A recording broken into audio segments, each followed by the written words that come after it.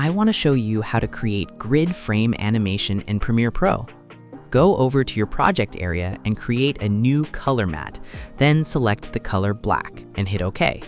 Drag your new color matte onto the timeline and extend the duration to your liking.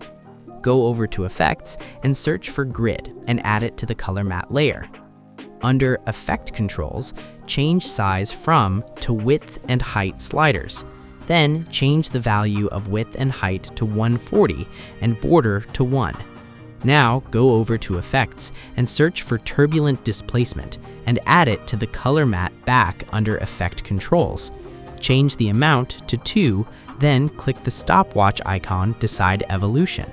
Now move your timeline slider ahead a few seconds and then increase the value of evolution by a large amount.